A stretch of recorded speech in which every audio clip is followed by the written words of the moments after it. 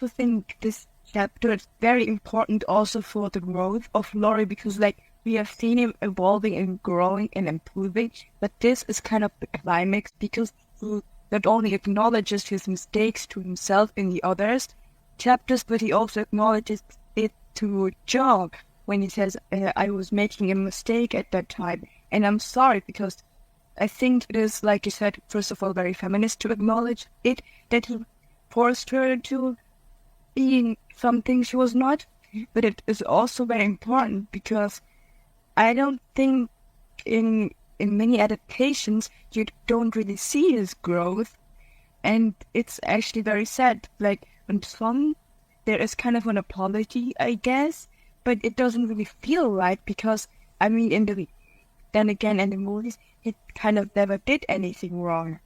Exactly. Like the proposal scene, it is often romanticized. You don't really see how uncomfortable Joe feels that in the book, the way he's treating her. That's a problem.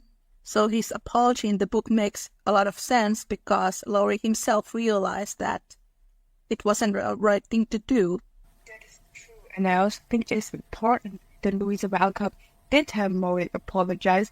It is also an ideal way of showing that men can change and better and that they have to acknowledge it. Like, I think any other author wouldn't have, like, just glossed over it, but I think it is very important that Louisa May Alcott didn't gloss over it. And I think it's also important that Louisa May Alcott did have Joe uncomfortable with Laurie being so possessive of her, because, I mean, who wouldn't feel uncomfortable when their friend would force them to something they didn't want? Yes, it's kind of interesting because in later chapter, I think it's under the umbrella, Fredrik says that he thinks he knows Joe very well, and that's why he does not force himself to her. Then we have Laurie, who has known Joe since he was 15, and then he tries to force himself on Joe. And you would think that it would be the opposite. Yes, that is very much true. And I often have to say, I really loved how Friedrich was introduced in New York. And I loved how great his character also is in this chapter, because when he comes to, I think, Orchard House to visit Joe and he sees that she's gone, and he at first doesn't want to go inside because she's busy and all that stuff. But then he stays because Joe looks at him in such a way, and because she just throws him into the house, kind of like she shawls him into the house, and how like he doesn't change for Joe, like he doesn't pretend he is somebody else who talks to Joe's parents. He is still himself. And I also love that in this chapter he looks at Laurie a great deal, and he also looks at Joe a great deal, and the fact that Joe is like, she has to keep her eyes focused because is afraid that her eyes will look constantly at Swedish is also very funny. There's something about him that speaks right to her soul. It reminds me of that part in New York when he's speaking about religion, and then I think in that chapter he really becomes Joe's hero. So there's something similar that happens here. Like I said, I really love Friedrich as a character, and I also love the fact that Louisa May Alcott didn't just like gloss over the fact that Friedrich was wizarding her. It was a very important chapter, and it also let the audience know Friedrich even better because he was there for Joe, but he also he wasn't only nice to Joe, he was nice to everybody around her because that is who he is. You're pretty well educated when it comes to Louisa May Alcott. Would you like to tell a little bit how you got introduced to Little Woman and her writings? It happened like this. I was kind of craving for reading something in English, and I was like, why not try some classic out?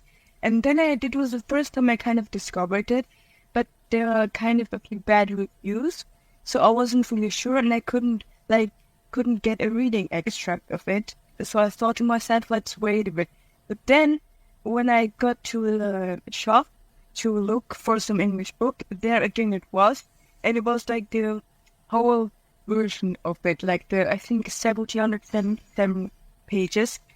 And I read a bit into it, and I was like, okay, this is the novel I really want to read. So I started reading this one, and I fell in love with her writing. And then I read her other novels as well. And the one that also had a real big impact on me, besides that the women would also work, because it is such an incredible novel about the women. The funny thing with it is, the biggest to the Meg is really how I always imagine my own aunt to be. I have two of them. The older one especially reminded me of her. And that is really thorough. It's in every novel of her. And then there are people who claim that she didn't love him. But the fact is okay, if she only included Henry David Thoreau kind of character in, for example, Little Women, then maybe we could say, okay, she didn't love him.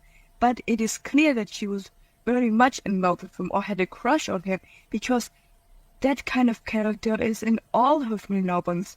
Meg, David. I wouldn't say Tom in an old-fashioned girl is completely like him, but when he matures, he also kind of becomes that kind of archetype. And I think it is really important. Adam in Moods is also based on Henry David Thoreau. Yeah, right. I really forgot him. And then there's the German man in the Queen of Hearts. He's based on Henry David Thoreau. So the list goes on and on. At some point, maybe in this podcast, I will go through all of these Henry David Thoreau archetypes. Yes, you are correct. He appears in literal disguises in pretty much every single Louisa May Alcott novel or short story. Yes, and also in A Fade to Long Love Chase, I think that's what it's called. It's quite a thriller. And I think that one is also very important, because in that one, Henry David Thoreau is kind of his archetype characters. I think Father Ignatius. I don't know, I can't remember his name, but I think that was his name. And he also kind of really reminded me of Friedrich, but I have to say, I still love Friedrich more, because I think, for me, out of all the Henry David Thoreau archetypes, I think Friedrich is the one who speaks mostly to my heart, probably because he's also, because he can talk German. And I always found when he does include two German words, it has English phrases and English sentences, because I'm like, I can understand everything he says, and it is so cute.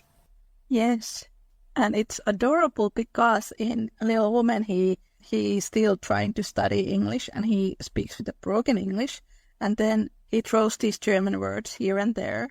Then in Little Man, the narrator says that he has improved his English a lot, but he still uses some of his favorite German phrases like Schatz and mein Son, and yeah. Yes, that is true. I also have to say, I think it is also very important for him to actually use this kind of, he has a very open vocabulary, I'd say. And I think it is also very important to note that he didn't come to New York for himself. The reason why he came there was to provide for his nephews. And I think it also shows his very caring nature. Thought just came now to my mind. It's also kind of a parallel to Louisa May Alcott when she wants to provide for her own nephews. And I think that was the reason why she even started writing Little Men. She knew she wanted to write another book to the series, but she was like, okay, I have to provide for my nephews because their father just died. And then she wrote Little Men, and that is just so sweet. And it's also a wonderful parallel to how Friedrich came to New York to provide for his nephews, and when he seeks work so he can provide a home for Joe. That is true. I hadn't thought about that before. That is a parallel between Louisa May Alcott and Friedrich's character. Her brother-in-law, John Pratt, had died before she started to write Little Men. I also have to say, whenever I read Little Men, I always cry at the passage when John Brooke dies. But again, it is such a great revelation on how caring Friedrich is, because he is very important in the novel Little Bender as well. And I just love him even more for that he's so caring and so sweet.